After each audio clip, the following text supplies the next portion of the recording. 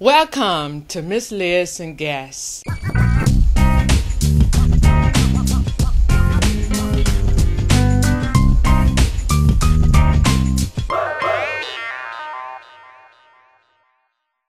We are recognizing men who are volunteering their time and talent in the Job Readiness Program and reaching out to young men in the Juvenile Detention Center.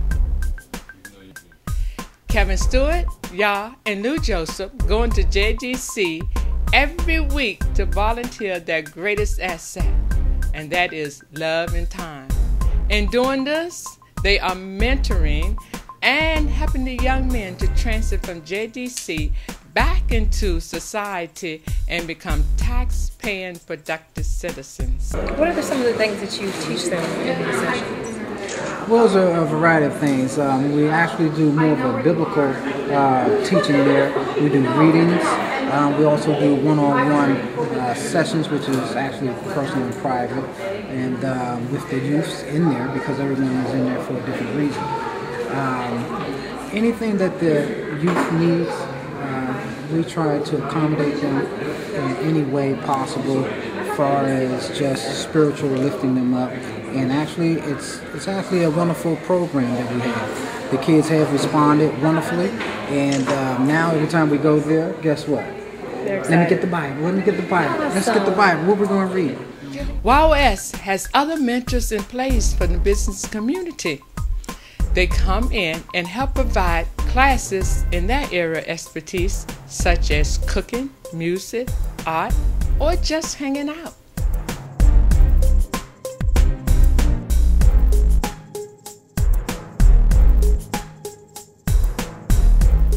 YOS has several young men who have success stories.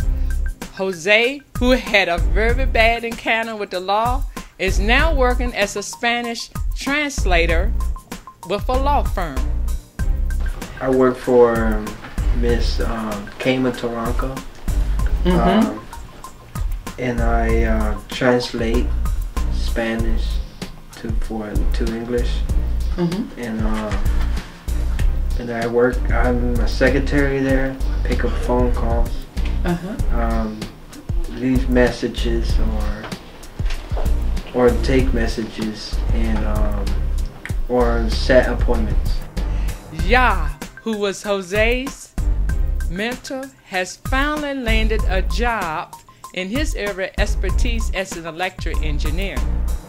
Well, growing up, I've always had people that have helped me, especially when I was in school.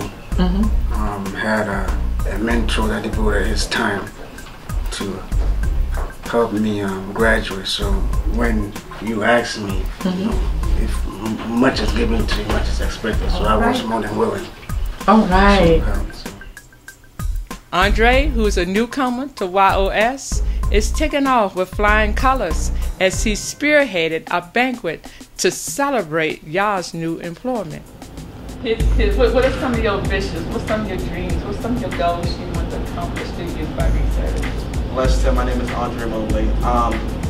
What I want to do, I want to be able to help take pictures of the family and also be able to show the world how my talents are, which is pictures, computers, networking, stuff like that. Also trying to help the youth, trying to bring them to the photography club and trying to make them, you know, whatever they decide to do, working culinary arts, whatever the case may be. But my main dream is to become a federal agent with the federal government, and maybe a firefighter. That's what I was planning to do, to save lives. Thank you. Andre is also on the job training with Teens Called to the Nation as he interviewed Marcus D. Wiley from the Yolanda Adams Good Morning Show on Praise 104.1. Now watch this. I don't know a billionaire, but I sit next to a millionaire every morning. And I don't care what I'm doing. When Yolanda Yvette Adams called my phone, I could be in altar prayer. But when my phone rang, it's like this.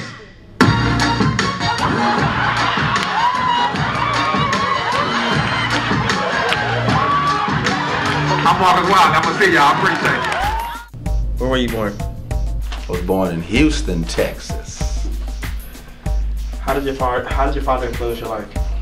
Oh, he did a good job allowing me to be balanced. You know, a lot of times when you grow up a preacher's kid, they just make you go to church, make you do everything church and nothing else in life. But I had to do everything in church, but he allowed me also to, you know, do everything I could at school and wherever else in the community. So I think it taught me a good balance. Are you a father?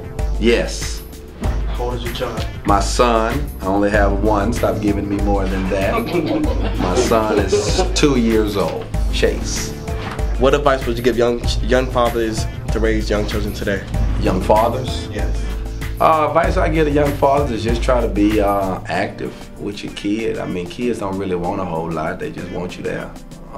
You know, being around them and supporting what they do. And you know, that's what I'm learning how to do. You know, it's my first time being a father. And so it's on the job training, but I'm just trying to, you know, be present in my son's life. You can become a part of the fun, the excitement, and changing lives and touching hearts by sharing your time, your talent, and your finances. To find out how, please call 571-314-7503. You will help create businesses owned and operated by you and the youth. Now back to our special guest, Marcus D. Wiley. Look here, in 2010, I decided not to let people suck all the little prayer warrior out of me. Okay, folks, don't get me wrong, I'm a Christian, but you ain't finna suck all the little prayer warrior out of me. If you allow people, because you're a Christian, they try to take advantage. And they will always try to suck all your energy out of you with their problems. Yeah, I ain't no prayer warrior. Now I pray every day, but I'm not a prayer warrior. What I'm trying to say is if you're on your sick bed, don't call me. Don't call me because you ain't gonna like how I pray. First of all, I talk to God, I use regular words. I use regular words. I don't use a whole lot of prayer jargon, a whole lot of prayer vernacular, prayer colloquialisms. I use regular words when I talk to God. I say, God, I appreciate you. Yeah, God, thank you for that check. Good looking out on that check I wasn't expecting. Yeah, just regular words. Not only do I use regular words, but I pray in my regular voice. People who talk like me and then pray in a different voice scare me.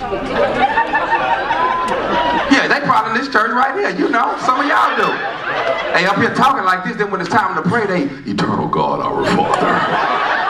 Man, I be in the prayer circle like,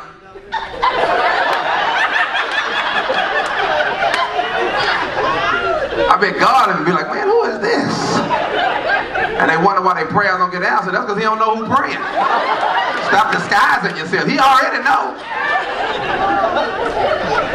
But if you let people, man, they will suck all your energy out of you because you're a Christian. Man, when I see people, y'all, I'm always upbeat. Every time you see me, you're going to see me just like this here. I don't care if I have a ton of problems or no problems at all. You're going to always catch me.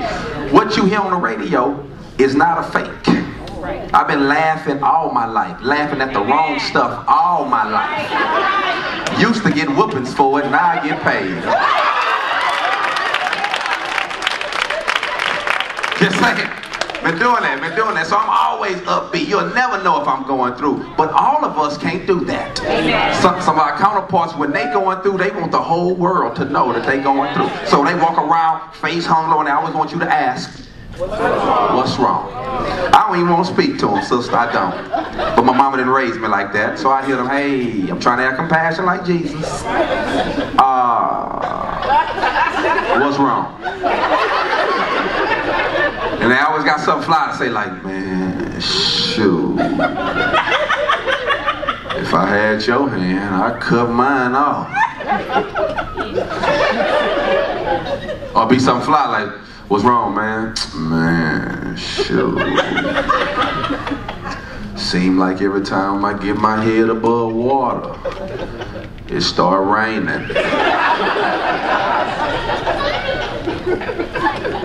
I be like, dawg, what's wrong? Man, shoot. I ain't gonna lie. When I was in the world, I ain't have no problems. Everything was good. But now that I'm on the Lord's side, I'm catching all kind of hell. I be like, well, go back. Why did you come over here if everything was good? You stupid. I would have stayed out there until it got bad for me. I'm just saying, use common sense sometimes. 2010, I decided to give me some new friends. Feel this, some new friends, can y'all see with this pole right here? Right here? You don't want to move? Go move. I ain't gonna say, y'all, you okay? Yeah, get right there, because I feel a little more comfortable right here. Because I see y'all doing that. I know you ain't pay your money to be doing all this. You know, yeah. Y'all good? Okay, y'all good, okay. VIP, that's VIP. I decided to give me some new friends, man. You ought to want some new friends. Listen, I ain't saying get rid of your old friends. I'm just saying solicit some new friends. You know, some people like some super friends. Some folk with some power, people that can help you. Aren't you tired of your powerless friends? I mean, really can't offer you no real help. I mean, all they can do for real. That's crazy. But they ain't really got no power to offer you, man. When I noticed I needed some new friends, I was watching TBN. Are y'all familiar with TBN? Yeah. Well, I don't watch TBN. I was on my way flicking the channels to BET. On my way to BET. And man, what happened was there was a guy on TBN named Benny Hinn. Y'all know Benny Hinn? Well, Benny Hinn was in Africa. He was ministering to over 60,000 people. Benny Hinn is in Africa. He walks out on stage and he says, I want to try something. Yes, I want to try something. Takes his hand.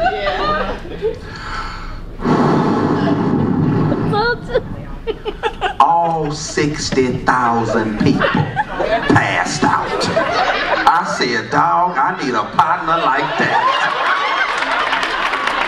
Do you know what I can do with a friend like Benny Hinn? Man, I could walk right to Sally Mae student loan service. Walk right in there. Oh, excuse me, how much do I owe in student loans? $70,000? Benny, do what you do. Ooh.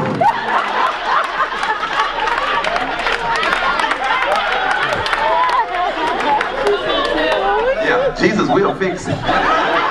Yes, he will. Yeah, he'll fix that. They got to get some new friends. And I ain't gonna lie, God knew, man. He knew who to give certain gifts to. That's why don't be jealous of other people with these gifts. Because if you had it, you would abuse it. I know I would. He knew, give me this. See, because with comedy comes tragedy. And it keeps me balanced. But boy, if he would have given me the gift to woof. Do you know what that is like? I'm just walking through the congregation, just yeah. Oh, I don't know me. How you doing? Whoa. And I just go in her purse and get a peppermint. I could have asked her for one, but why? I want to use my gift. I just want to use my gift, man.